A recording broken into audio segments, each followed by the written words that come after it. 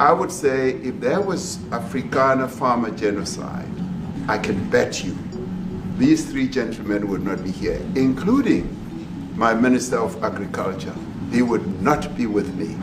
So it'll take him, President Trump, listening to their stories, to their perspective. That is the answer to your question. South African President Cyril Ramaphosa touched down in the U.S. on Tuesday ahead of a high-stakes meeting with U.S. President Donald Trump. Ramaphosa will look to reset strained relations with Trump, who has taken aim at South Africa over the country's land reform policy and its genocide case against U.S. ally Israel before the International Court of Justice. South African officials have been preparing a trade proposal ahead of the Wednesday meeting with the aim of mending the relationship. A trade ministry spokesperson said Ramaphosa will offer Trump a broad trade deal. He also plans to discuss business opportunities for Tesla and Starlink, companies owned by Trump's billionaire ally Elon Musk, who was born and raised in South Africa and has amplified claims of anti-white racist policies that Pretoria rejects.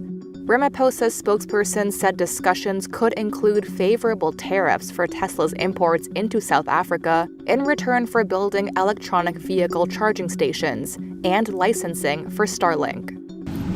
We have thousands of stories talking about it. Sure. And we have documentaries, we have news stories. And is Natalie here, somebody here to turn that?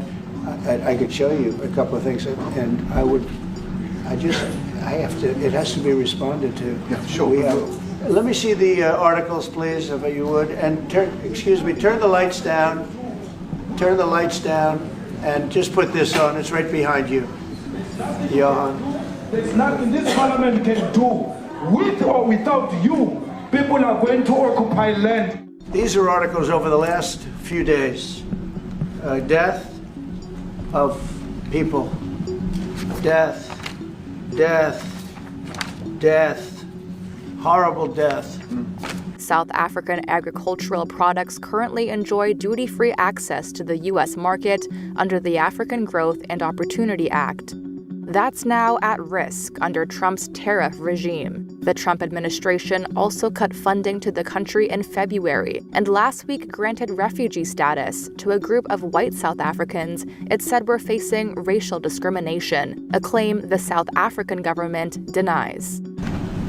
People who do get killed, unfortunately through criminal activity, are not only white people. Majority of them are black people. We were taught by Nelson Mandela that whenever there are problems, people need to sit down around a table and talk about them. Well, there are problems. And this is precisely what we would also like to talk about, including, of course, trade matters, investment matters.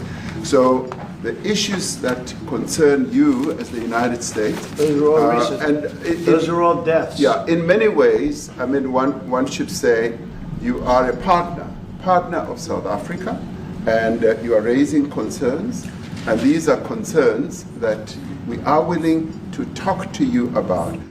30 years after the end of apartheid, white people, who make up about 7% of South Africa's population, are still richer than the black majority of about 82% by every economic measure and still own 3/4 of the country's freehold farmland.